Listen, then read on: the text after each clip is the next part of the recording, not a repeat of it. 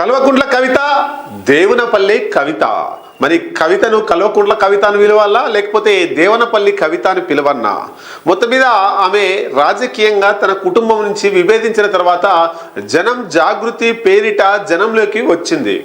మొత్తం మీద ఈ పార్టీ పెట్టబోతుంది, జాగృతి పార్టీ అంటే జాగృతి పేరిట పేరు కలిసే విధంగా ఒక రాజకీయ పార్టీని పెట్టబోతుంది అనేటువంటిది చర్చ జరిగింది. ఆమె కూడా తన నోటి నుండి ప్రకటించింది.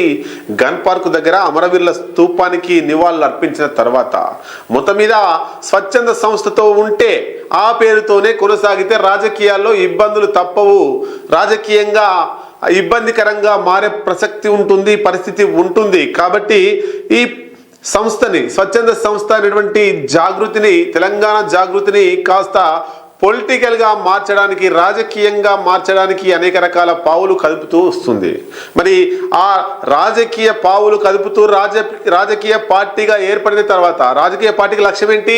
ఎన్నికల్లో పోటీ చేయడం, సీట్లు, ఓట్లు. కాబట్టి ఆమె పార్టీ పెట్టిన తర్వాత ఖచ్చితంగా కొన్ని సీట్లు గెలవాలి. ఎన్నో కాకపోయినా ఆమెనైనా గెలవాల్సి ఉంటుంది. మరి ఆమె గెలవాలంటే ఎక్కడ పోటీ చేయాలి, ఏ కాన్స్టిట్యున్సీలో పోటీ చేయాలి, ఎక్కడ పోటీ చేస్తే ఆమె గెలుస్తుంది, ఈ రాజకీయ సమీకరణలు అన్నీ కూడా ఆమె వేసుకుంటుందట. దాంట్లో భాగంగానే ఒక కాన్స్టిట్యున్సీని ఎన్నుకుంది. ఆ కాన్స్టిట్యున్సీలో త్వరలో 1,00,000 మందితో అక్కడ బహిరంగ సభను ఏర్పాటు చేసే అవకాశం ఉందనేటువంటిది రాజకీయ విశ్లేషకులు భావిస్తున్నారు. మరి 1,00,000 మందితో ఆ కాన్స్టిట్యున్సీలో ఎందుకు మీటింగ్ పెట్టబోతుంది? అసలు ఆ కాన్స్టిట్యున్సీ ఏది, ఏ జిల్లాలో ఉంది, అక్కడ ఉన్నటువంటి ఎమ్మెల్యే మరి ఏం చేయబోతున్నాడు, కవిత ఎన్నుకున్న నియోజకవర్గం ఏంది అనేటువంటి విషయాన్ని ఈ వీడియోలో మీకు చాలా క్లుప్తంగా మీ ముందు తీసుకొస్తా. మొత్తం మీద బెదిరించి, తన అన్నని తండ్రిని బెదిరించి రాజకీయంగా బీఆర్ఎస్లోనే కొనసాగాలని అనుకుంది కవిత. దాన్ని కొట్టిపారేసి దూరంగా నెట్టేసిర్రు కేటీఆర్, కేసీఆర్. మొత్తం మీద 10 సంవత్సరాలు అధికారంలో ఉన్నప్పుడు ఎంపీగా గెలిచింది ఒకసారి, తర్వాత ఎమ్మెల్సీగా గెలిచింది, రాజకీయ పదవులు అనుభవించింది, గల్లీ నుండి ఢిల్లీ వరకు మారుమోగింది, జైలు కూడా పోయొచ్చింది కల్వకుంట్ల కవిత. మరి ఇప్పుడు కల్వకుంట్ల కవితను అప్పుడు జైలు నుండి తీసుకొచ్చింది బీఆర్ఎస్ పార్టీకి సంబంధించినటువంటి సోమ భరత్ అడ్వకేటే. మరి ఇప్పుడు ఆమెను దూరం పెడుతున్నారు ఎందుకు? కవిత బెదిరించి తన సీటును, పార్టీలో తన పొజిషన్ను కాపాడుకోవాలని చూసి ఫెయిల్ అయింది. కేసీఆర్ యొక్క ఆగ్రహానికి గురైంది. అది కాస్త బెడిసికొట్టి కొంచెం దూరంగా పార్టీ పెట్టడానికి కారణమైంది. మొత్తం మీద మొదటగా హరీష్ రావును టార్గెట్ చేసింది, ఆ తర్వాత కేటీఆర్ని, ఇప్పుడు కేసీఆర్ని టార్గెట్ చేసే మాట్లాడుతుంది తెగదెంపులు వేసుకొని. ఆ రకంగా బీఆర్ఎస్ పార్టీలో ఇన్ని రాజభోగాలు అనుభవించి ఇప్పుడు రోడ్డు మీదకి వచ్చింది జాగృతి జనం బాట పేరిట.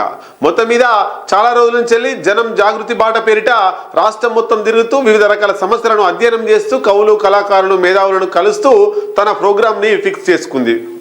ఇప్పుడు ఆ ప్రోగ్రాంకి సంబంధించి మొత్తం మీద ఆ ప్రోగ్రాం ఒక దగ్గర బహిరంగ సభతో ఆ జాగృతి జనం బాట కార్యక్రమాన్ని పూర్తిగా ఆ రోజు విరమించాలని చెప్పేసి ఆ రోజు ముగింపు సభగా దాన్ని ప్రకటించున్నారు. ఆ సభ మరి ఎక్కడ జరుగుతుందంటే మంచిర్యాలలో జరిగే అవకాశాలు ఉన్నాయి. మరి మంచిర్యాలలోనే కల్వకుంట్ల కవిత ఎందుకు ఎంచుకున్నది? మంచిర్యాలలో 1,00,000 మందితో ముగింపు సభ పెట్టబోతుంది. ఆ 1,00,000 మందితో ఎందుకు పెట్టాలనుకుంటుంది అంటే, కవిత రాజకీయ పార్టీ పెట్టిన తర్వాత ఆమె పోటీ చేసే కాన్స్టిట్యున్సీ మంచిర్యాలనట. మరి మంచిర్యాలని ఎందుకు ఎంచుకుందంటే, ఇప్పుడున్నటువంటి ఎమ్మెల్యే కొక్కిరాల ప్రేమ్సాగర్ రావు, అంతకుముందు ఉన్నటువంటి ఎమ్మెల్యే నడిపెల్లి దివాకర్ రెడ్డి.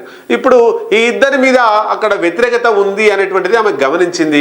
తర్వాత అక్కడ ఉన్నటువంటి ఈ బొగ్గు గరి కార్మిక సంఘాల నాయకులతో, అక్కడ ఉన్నటువంటి కవులతో, కళాకారులతో, కొంతమంది ప్రజలతో, కొన్ని రకాల వ్యక్తులతో ఆమెకు రాజకీయంగా కొంత సంబంధాలు ఉన్నాయి. అవన్నీ కూడా ఆమెకు గెలుపోవటం నుండి నిర్వహిస్తాయని చెప్పేసి అనుకుంటారు. మొత్తం మీద మంచిర్యాల నుండే పోటీ చేసేందుకు కవిత ఏర్పాట్లు చేసుకుంటుందట.